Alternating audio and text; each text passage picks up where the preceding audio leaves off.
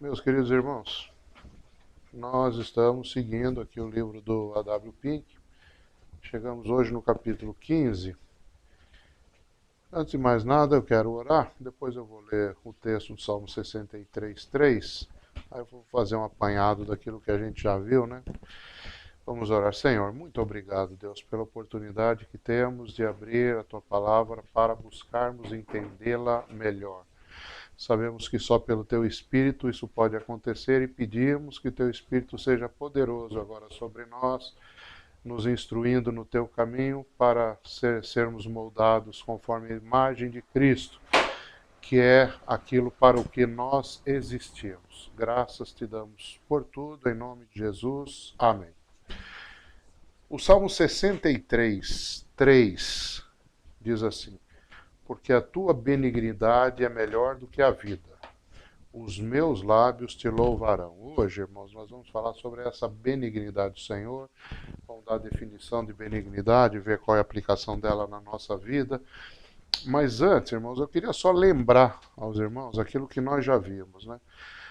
Já viu bastante coisa, estamos no capítulo 15, né? Faltam os capítulos sobre o amor e a ira de Deus. Nós já vimos alguma coisa sobre os decretos de Deus, o conhecimento de Deus, a presciência, a supremacia, a soberania, a imutabilidade, a santidade, o poder, a fidelidade, a bondade, a paciência, a graça e a misericórdia. Tudo isso nós já vimos aqui. E sempre é bom, meus queridos, nós termos em mente que os atributos de Deus são a própria essência de Deus. Não existe a possibilidade de haver um atributo em detrimento do outro, um que seja maior do que o outro. Faz parte da essência de Deus. Deus não prefere o seu amor a qualquer outro atributo seu. Todos os atributos fazem a natureza de Deus, da mesma forma como nós. Nós temos uma série de características que são nossas e nós somos essa série de características, e não podemos tirar uma delas daquilo que nós somos, né? Existe uma série de verdades que os irmãos já conhecem, mas eu vou citar de novo. Primeiro, tudo isso que nós estamos estudando, nenhum ser humano pode saber por conta própria. Vou estudar Deus. Deus não se coloca no microscópio para estudar. Ele não pode ser conhecido, salvo se, verdade 2, ele resolver se revelar. Se Deus se revelar, nós realmente podemos conhecê-lo. Terceiro, os atributos dele são invisíveis, mas a glória dele, quando ela se revela, a glória é a expressão visível daquilo que é invisível. Sempre dou o exemplo dos anjos do Senhor, que estavam, dos anjos, do anjo que foi falar com os pastores que estavam guardando os seus rebanhos no dia que Jesus nasceu. E a palavra diz que a glória do Senhor resplandeceu sobre eles. Eles viram a glória do Senhor, né? Terceira coisa, essa daí. Quarta, a glória do Senhor, ela só pode ser observada por aqueles a quem o Senhor abrir os olhos. 5. Deus só abre os olhos daqueles que são eleitos. E aqui eu quero fazer um parênteses curto, dizendo o seguinte, que nós temos uma certa tendência, meus irmãos, existe até muita discussão, né, sobre crente carnal, essas coisas todas, mas lá em Apocalipse tem um versículo que fala uma coisa impressionante.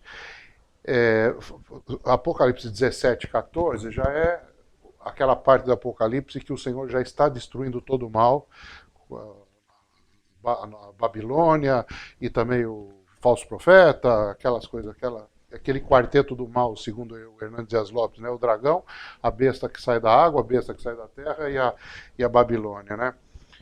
Mas esse versículo fala o seguinte, Apocalipse 17:14. Estes combaterão contra o Cordeiro e o Cordeiro os vencerá, porque é o Senhor dos senhores e o Rei dos reis. Agora presta atenção nisso, irmãos. Vencerão os que estão com ele, chamados, eleitos e fiéis. chamados, eleitos e fiéis. Não existe um chamado que não seja eleito, não existe um eleito que não seja fiel.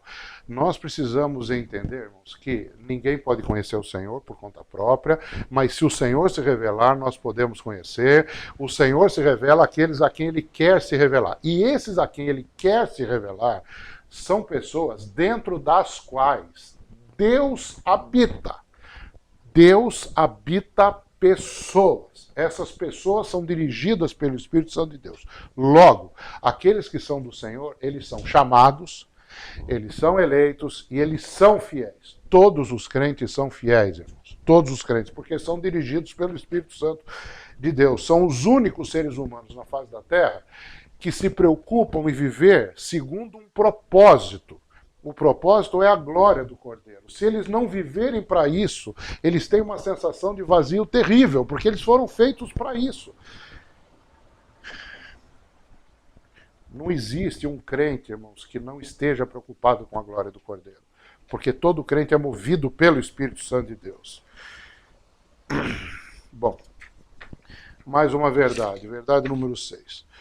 Todos os atributos de Deus demonstram a sua perfeição e excelência. O que quer dizer que ele não pode ser melhorado nem piorado. Nenhum atributo de Deus, de todos esses que nós estamos estudando, que nós já estudamos e os que ainda vamos estudar, todos eles são perfeitos, são excelentes. De maneira que a criação não aumenta a perfeição de algum atributo de Deus. Nós não acrescentamos nada àquilo que Deus já é. Quando Deus criou, ele não ganhou nada. A criação ganhou, porque foi criada por este Deus. Mas o Senhor não ganhou nada. Ele é perfeito e excelente em todos os seus atributos desde sempre, desde toda a eternidade. Seria um absurdo nós pensarmos que a criatura, do tamanho que a criatura é, pudesse, de alguma maneira, abalar ou modificar a estrutura ou a essência do caráter de Deus. Tão maior é o Senhor do que nós. Bom, dito tudo isso, irmãos, é sempre bom nós lembrarmos, e eu estou lembrando, né, algumas coisas aqui que nós já vimos. Tudo isso que eu falei agora, os irmãos já sabem, porque eu falo isso aqui todo dia aqui na igreja, né? Mas nunca é demais repetir. Mas todas essas coisas sobre a excelência e a grandeza de Deus mostram que o primeiro capítulo que nós estudamos no livro do A.W. Pink, o primeiro capítulo falava sobre a solidão de Deus. Quem pega o livro para ler, achei estranho, né? Quando primeiro capítulo, a solidão de Deus. A solidão de Deus no sentido de que não existe ninguém que possa se equiparar com ele, que esteja junto dele em alguma correspondência. É solidão nesse sentido. A palavra diz, aquele que tem ele só, a imortalidade e habita na luz inacessível. Ele é um Deus solitário nesse sentido. Não é um Deus que está com solidão no sentido de estar melancólico, nada disso. Solidão no sentido de que não existe ninguém que possa estar ao lado dele, que possa fazer par com ele em qualquer coisa que ele seja ou que ele faça. Bom, tudo isso nos leva a crer que a nossa parte em tudo que nós vemos, em tudo que nós vimos até agora, em todos esses 14 atributos, hoje é o 15º, em todos esses atributos, cabe a nós temor. Temor diante daquele que fez todas as coisas. E fez todas as coisas para que todas as coisas olhem para ele. No ato de criar, e depois no ato de determinar como a criação iria caminhar, Deus demonstra todos os seus atributos. Então, a história caminha de tal maneira que os atributos de Deus, todos eles vão ser conhecidos. Ainda falta nós falarmos sobre o amor e sobre a ira de Deus. E as pessoas às vezes se chateiam um pouco quando nós falamos que estava vendo um debate agora antes do culto entre calvinistas e arminianos. E justamente o arminiano falando do amor de Deus, mas não leva em conta que Deus é um Deus terrível também, um Deus que mata e que tem ira, e ele faz isso, e nós não somos, quem somos nós para dizermos que tipo de Deus é esse? Esse Deus é bondoso, ele é bom, ele é benigno, ele é misericordioso, ele é compassivo, ele é amoroso, ele é todas essas coisas, e mesmo assim ele se ira e ele mata pessoas porque é justo que ele faça isso. De maneira, irmãos, que ele criou todas as coisas para que, com o correr da história que ele mesmo determina como será, com o correr da história que ele mesmo determina como será, todos os seus atributos possam ser conhecidos. De maneira que as pessoas, quando elas forem ou salvas ou condenadas, elas terão tido conhecimento dos atributos de Deus, e assim a sua salvação será justa por um lado e a sua condenação será justa por outro lado. O universo depois de Apocalipse 20, quando começar Apocalipse 21, quando o mal todo terá sido tirado, o universo inteiro, quer seja nos novos céus e nova terra, quer seja no lago de fogo e enxofre, todo o universo será coroado com a sua justiça. E a palavra diz que todo joelho se dobrará e toda língua confessará que Jesus Cristo é o Senhor. Todos que estão no céu, na terra e debaixo da terra, todos os seres.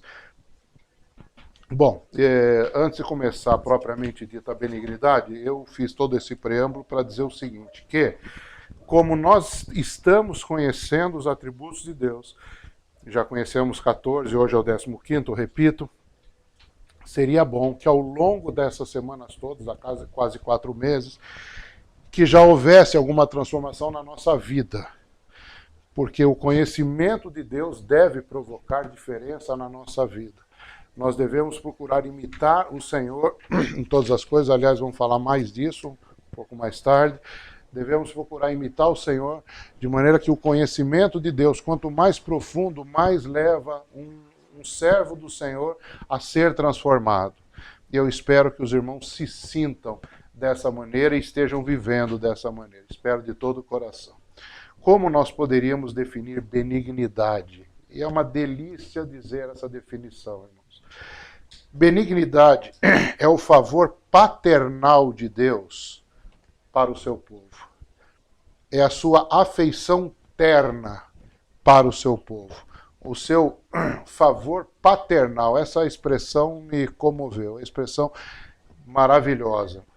Agora, essa definição, irmãos, ela nos encaminha para uma discussão que talvez nós nem precisássemos ter, mas é bom nós pensarmos como um Deus que tem todos aqueles atributos, como eu disse para os irmãos, a todos esses que nós já estudamos, como esse Deus, diante de seres que o ofendem constantemente, nós já tivemos aqui na igreja hoje a oração de confissão feita pelo Israel, e maravilhosa oração, nós o ofendemos dia após dia, e ainda que nós pequemos contra alguém, o pecado é primariamente contra Deus.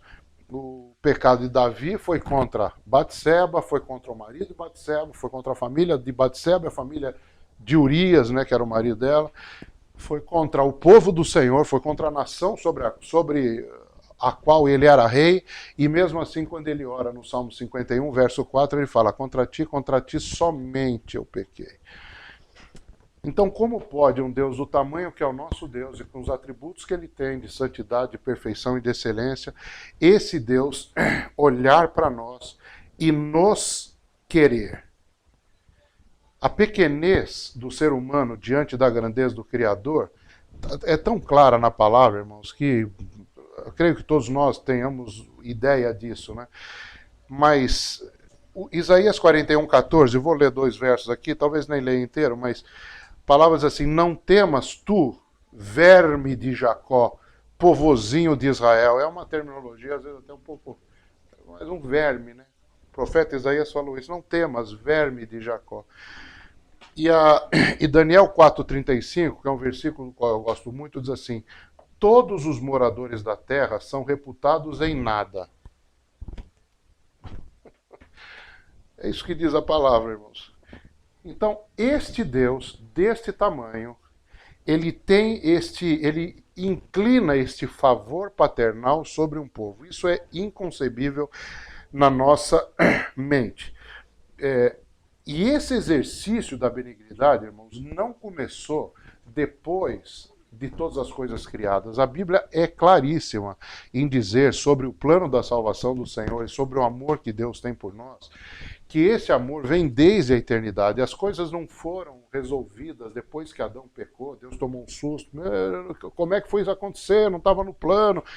Não aconteceu isso. As coisas foram planejadas na eternidade e desde a eternidade elas vêm vindo, elas tão somente se cumprem na história, mas elas vêm desde a eternidade. A palavra diz que o Senhor nos elegeu nele antes da fundação do mundo. Para que ele nos elegeu, irmãos? A palavra diz: ele nos predestinou para filhos de adoção para si mesmo.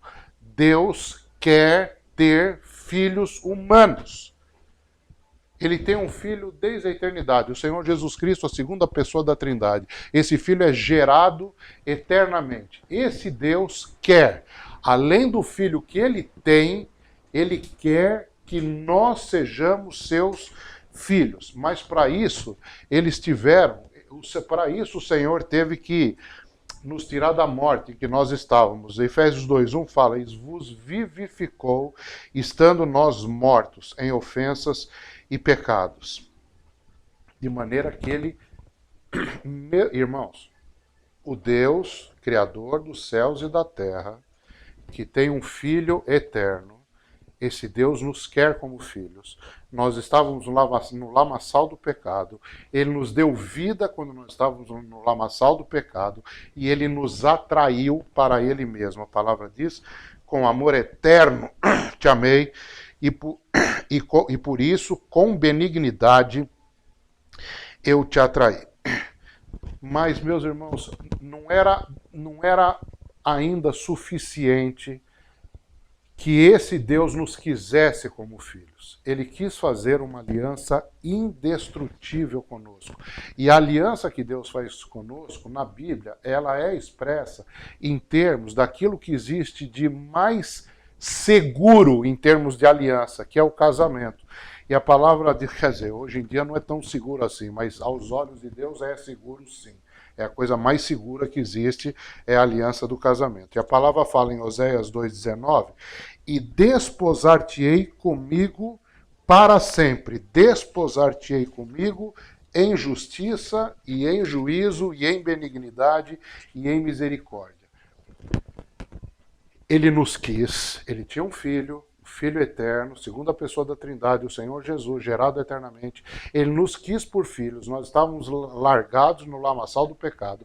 Ele nos tirou de lá, ele nos atraiu e entrou em aliança conosco.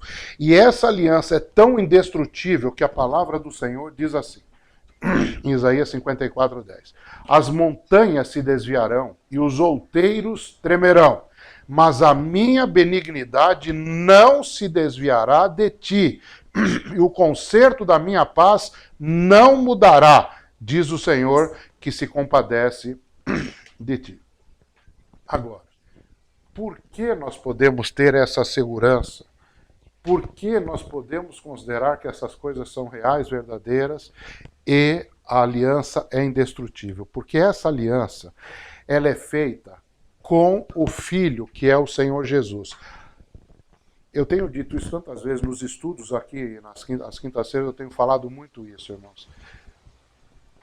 Quando o Senhor nos tirou de um lago horrível, de um charco de lodo, Salmo 40, ele colocou os nossos pés sobre uma rocha. Esta rocha é Cristo. Então nós estamos neste lugar. Essa é a mesma figura que o apóstolo Paulo usa em 1 Coríntios capítulo 3, quando ele diz que ninguém pode pôr outro fundamento além do que já está posto, o qual é Jesus Cristo. Então nós estamos com os pés sobre a rocha. Isso significa que nós estamos unidos eternamente a Cristo. Nós estamos unidos, colados. Nós morremos com Ele, somos sepultados com Ele, ressuscitamos com Ele. Tudo isso está lá em Romanos capítulo 6. De maneira que tudo aquilo que o Pai sente pelo Filho, tudo aquilo que Ele dá para o Filho, nós recebemos. Nós temos creditada na nossa conta a justiça de Deus. Ora, em nós mesmos, nós não somos justos, nós somos injustos. Nós somos transgressores da lei, mas quando o Pai olha para nós, hoje, em Cristo, estando nós em Cristo, quando Ele olha para nós, nós somos completamente justos, nós somos completamente santos. Existe um sentido em que nós já somos completamente santos. Evidentemente que nós estamos num processo de santificação. É aquilo que na teologia se chama já, ainda não. Já somos santos? Já. Porque é a única forma de nós estarmos diante de Deus, irmão. Se nós não formos completamente santos, ninguém entra na presença do Senhor. Mas, na sua sabedoria, Ele fez dessa maneira. Nós já somos isso, mas nós estamos sendo aperfeiçoados nisso dia após dia. Essa é a vontade do Senhor. Tudo que o Senhor pensa a respeito do Filho dele, a respeito de Jesus Cristo, é o que ele pensa a nosso respeito. Então, você lê, por exemplo, em Jeremias 29:11, a palavra diz assim: eu bem sei os pensamentos que penso de vós, diz o Senhor. Pensamentos de paz e não de mal. Irmãos, se nós não estamos em Cristo, os pensamentos têm que ser de mal do Senhor sobre nós. Que, aliás, são os pensamentos que ele tem, os pensamentos de ira que ele tem contra aqueles que não são salvos. Nós só podemos ser alvo do Senhor, desses pensamentos de paz que o Senhor tem a nosso respeito, para o Senhor nos dar o fim que esperamos, tá? No final do versículo. Porque nós estamos unidos a Cristo. Isso é um decreto, irmãos. Isso é uma lei de Deus a nosso favor. A palavra diz assim: contudo, de dia o Senhor ordena a sua bondade. Salmo 42:8. O Senhor ordena a sua bondade. É uma ordem do Senhor que nós sejamos abençoados, que nós sejamos receptáculos, destinatários desse favor paternal de Deus sobre a nossa vida. O que não quer dizer que o Senhor não nos corrija. Aí entra o processo de santificação. A palavra diz no Salmo 89, a partir do verso 30, diz assim: se os seus filhos deixarem a minha lei e não andarem nos meus juízos, se profanarem os meus preceitos e não guardarem os meus mandamentos, então visitarei a sua transgressão com a vara e a sua iniquidade com açoites, mas não retirarei totalmente dele a minha benignidade, nem faltarei à minha fidelidade, não quebrarei a minha aliança, não alterarei o que saiu dos meus lábios. Eu jurei pela minha santidade. Irmãos, vocês entendem onde está a nossa segurança? Se nós estamos em Cristo, a nossa segurança, onde é que ela está? Agora, tudo isso, meus irmãos, é completamente, para mim, o salmista assim, são coisas tão altas que eu não posso alcançar. Para mim são altas, irmãos. Eu consigo entender, vamos dizer, o raciocínio teológico, mas é difícil nós entendermos como um Deus desse tamanho fez todas essas coisas, irmãos. É muito difícil. O Salmo 107:43 diz assim: quem é sábio, observe essas coisas e considere atentamente as benignidades do Senhor. O Salmo 107, ele termina dessa maneira: observe as coisas e atente para a benignidade do Senhor. Por que ele fala isso no final do Salmo, no último versículo, versículo 43? Porque durante o Salmo, ele foi falando de algumas situações em que o povo fez coisas que não deveria ter feito, mas olha como Deus, como um pai bondoso, que estende o seu favor, o favor paternal sobre o povo, olha como ele age. A partir do verso 4, a palavra diz assim: andaram desgarrados pelo deserto por caminhos solitários, e não acharam cidade para habitarem. Famintos e sedentos, a sua alma neles desfalecia. E aí vem uma frase que é repetida em vários versos desse salmo. Diz assim: e clamaram ao Senhor na sua angústia, e o Senhor os livrou das suas dificuldades. A partir do verso 11 tem outra situação. Se rebelaram contra as palavras de Deus e desprezaram o conselho do Altíssimo, portanto lhes abateu o coração com trabalho. Tropeçaram e não houve quem os ajudasse. E então clamaram ao Senhor na sua angústia, e o Senhor os livrou das suas dificuldades. A partir do verso 17, a mesma coisa. Os loucos, por causa da sua transgressão e por causa das suas iniquidades, são aflitos. A sua alma aborreceu toda a comida e chegaram até as portas da morte. Então clamaram ao Senhor na sua angústia, e ele os livrou das suas dificuldades. Então, meus irmãos, existem várias situações no Salmo 107 em que são relatadas situações, circunstâncias completamente humanas. Todos nós participamos dessas coisas, todos nós fazemos isso.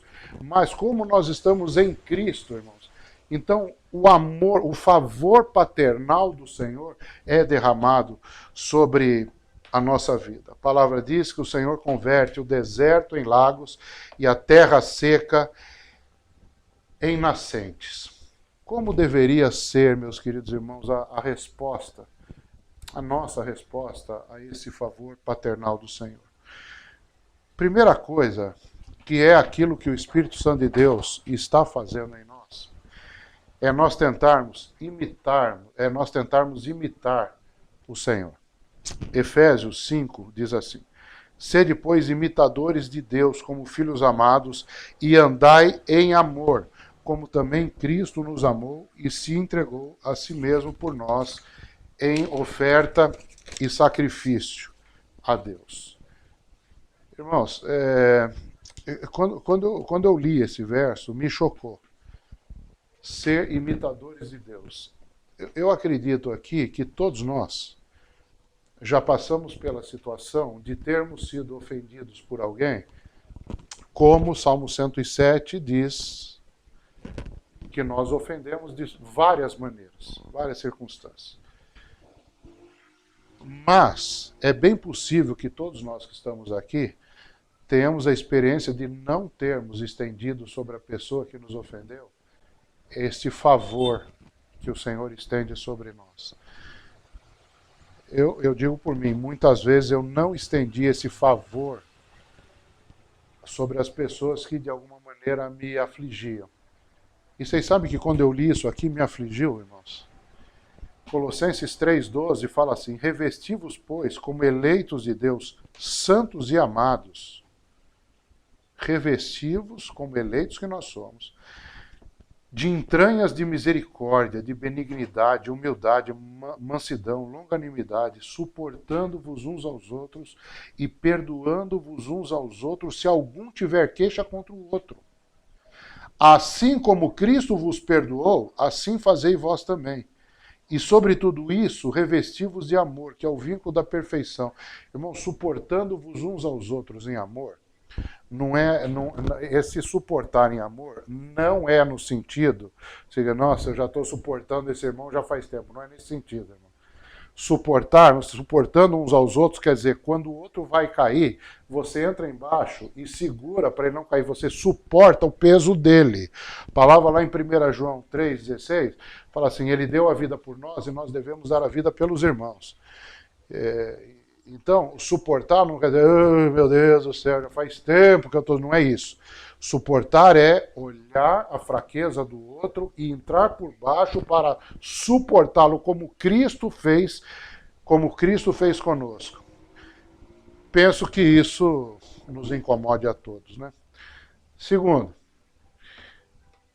essa benignidade do Senhor, nós sabendo, nós tendo lido aqui tantos versículos, né? E eu tendo procurado, tentado explicar esse grande amor do Senhor sobre a nossa vida, isso deve nos fazer crescer em confiança, em fé.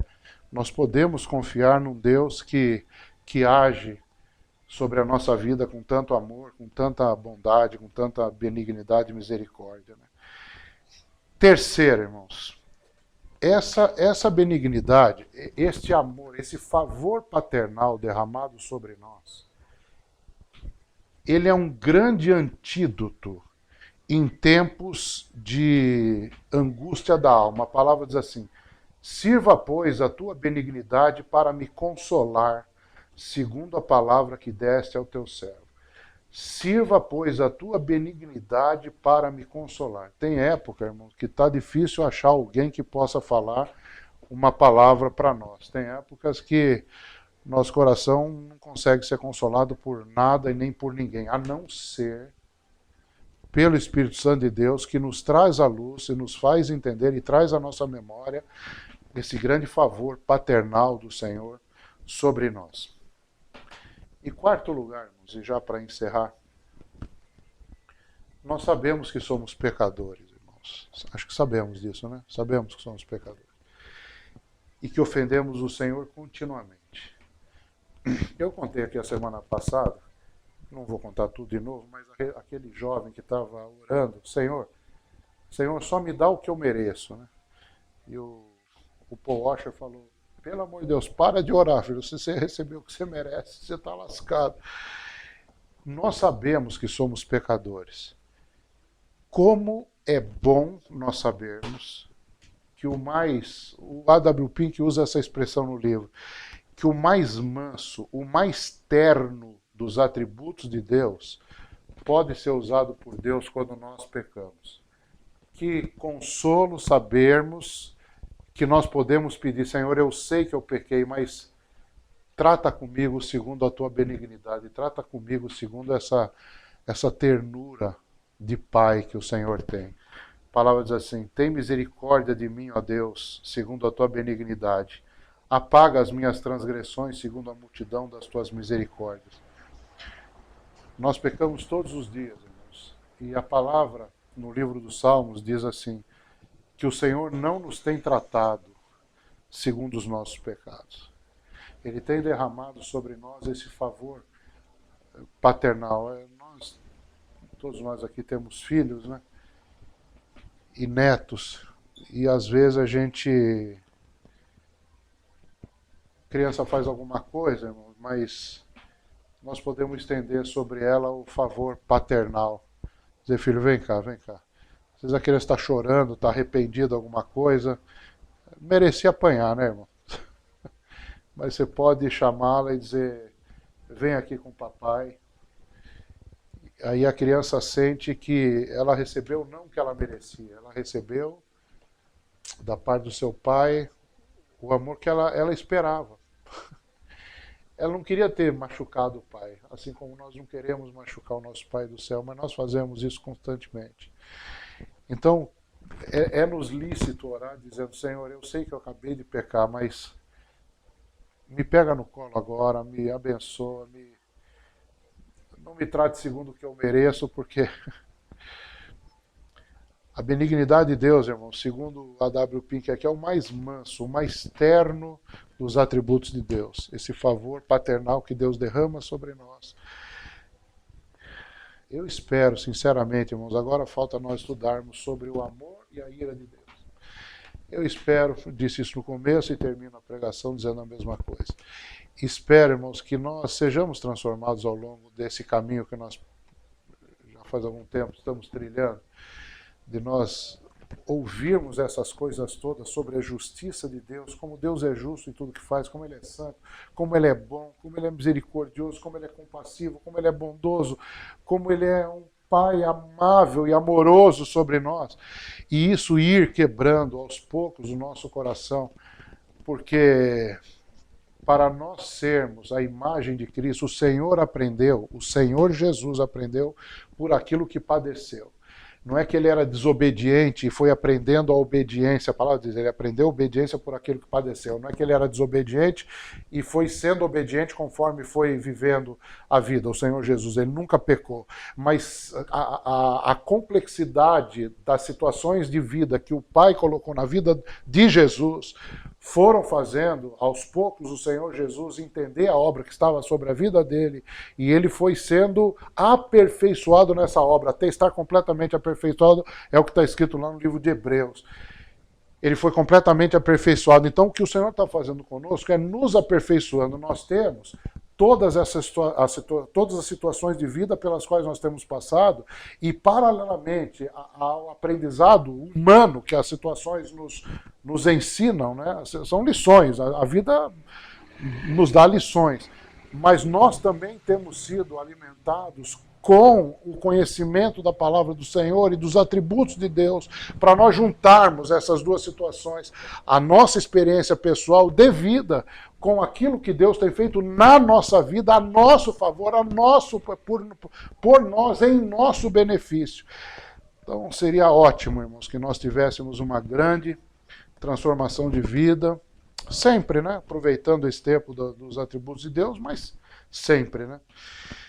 Essa é a benignidade de Deus, irmãos. É o favor paternal de Deus a nosso respeito. Deus nos abençoe também com essa palavra em nome do Senhor Jesus Cristo.